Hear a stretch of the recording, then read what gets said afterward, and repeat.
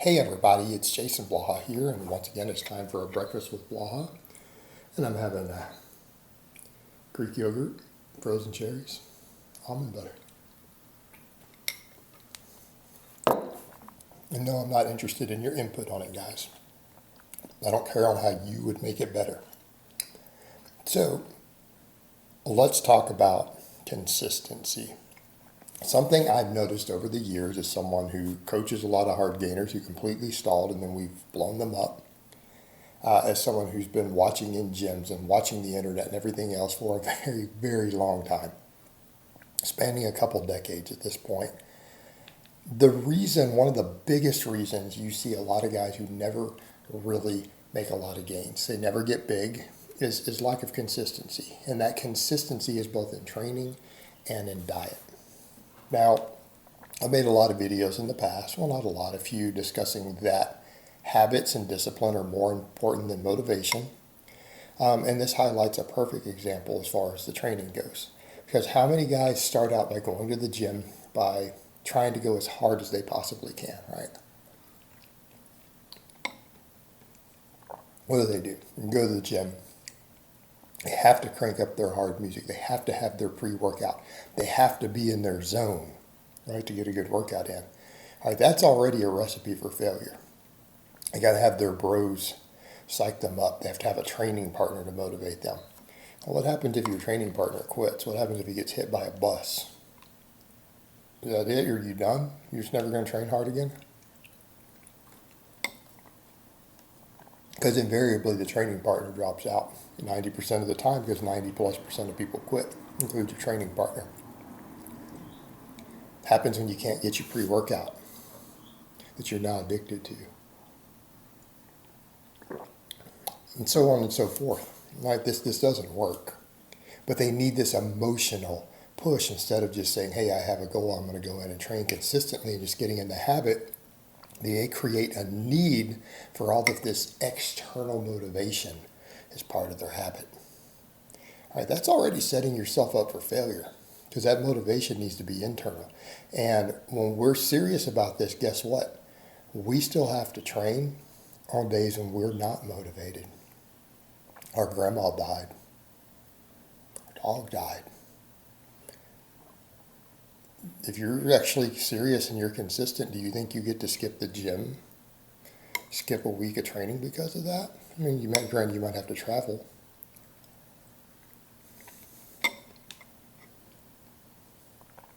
But in other words, we have to learn to train even when we don't want to. We have all the reason in the world not to train. A bad day at work. You're just tired. Or again, you did stuff that got in the way. And this is a big problem too, young guys. They lose their motivation, but then they're like, well, I want to go party. I need to do this. I need to do that. Well, that starts interfering with your training. Don't complain when you don't make results. Hey, don't complain when you don't get results when it affects your consistency. But it's consistency.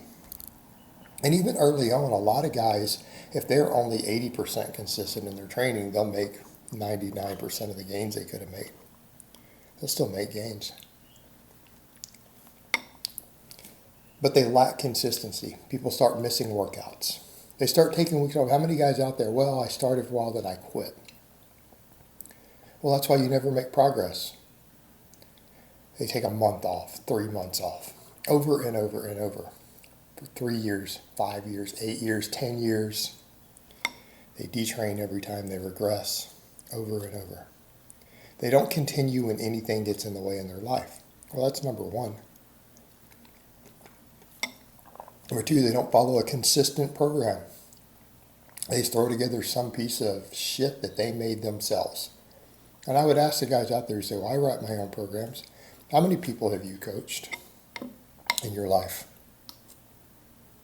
None? 1, 2? You think you're qualified to write a program?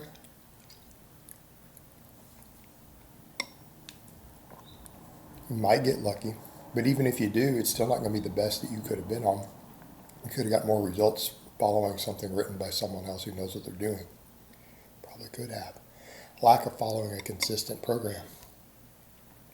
The food end, the lack of eating. Now, what is it that you always hear people say all the time in the fitness world? They talk about people losing weight. They fail because of consistency in their diet. Like, oh, they eat really good on the weekdays and they get to the weekend and binge every weekend and they end up being in a surplus for the week and they gain weight or maintain weight instead of losing it.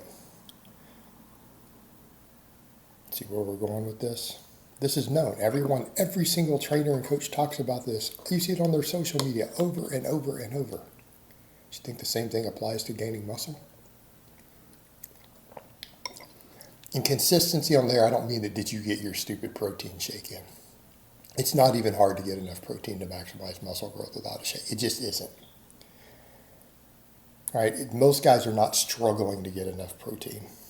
It's rarely the problem. I see plenty of guys who are inconsistent in their food and their calories who still probably get at least 50 grams more protein than they need every day to maximize muscle growth. It could be a factor, but the protein's not the big one because all these guys buy all these supplements anyways. It's a lack of enough food. Guys who are trying to gain muscle, if you're overweight and you need to lose weight, you need to lose weight before you focus on gaining a lot of muscle. Okay, get that out of the way first. We're assuming you're now light enough that you need to actually bulk to gain muscle. And again, if you're not fat, you will need to bulk to gain muscle, period. And a bulk means exactly how it sounds, gaining weight. Doesn't mean it needs to be fast. It doesn't mean you need to put on 50 pounds or 30 pounds or whatever. You might need to put on 30 pounds. Depending on who you are, you might need to put on 50. There are cases. Those aren't the average, though. That's not the norm necessarily. Set those to the side. But you need to be gaining weight. Right? So what about the guys who are like, well, I eat plenty and I track all my food and I hit my target calories to gain weight 5 days a week, and then they goof off on the other 2 because of whatever reason.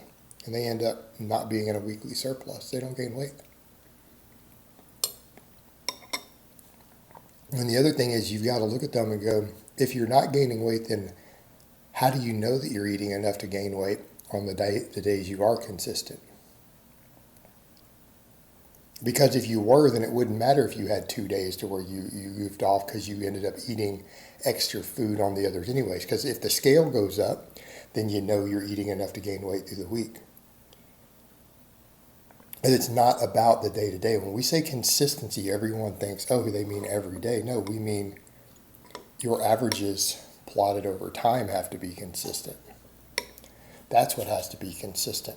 Did you eat enough to gain weight through the week? You could be in a surplus 2 out of your 7 days and still gain weight. How do we know this? Look at the fat people who do it all the time. They're in a small deficit Monday through Friday. They eat enough to gain weight on the weekend while on a diet. In theory, you could do that bulking. I wouldn't recommend it because it comes over the other thing. People say, well, should I just only eat more calories on my training days? It's like, do you only want to gain muscle on your training days? Or do you want to gain muscle every day? I personally, when I'm trying to gain muscle, I'd rather gain it every day. Allows for a lot more growth time. It comes back to that consistency. But the point is, if they were eating enough to gain weight, they would gain weight even with a couple of days in a deficit because they would be eating even more because they would be increasing their target calories based upon the lack of changes in the scale. Inconsistency in eating enough food. And this whole stupid line of, well, I eat all the time, I eat a bunch, but you're not gaining weight. So clearly you aren't. Right? Your actions and words do not match. Your perception does not match reality at that point. But it's the lack of long-term consistency. Gaining muscle beyond your first few months in the gym is a slow, difficult, long-term process. And it takes years and years and years to put on sufficient or large amounts of muscle.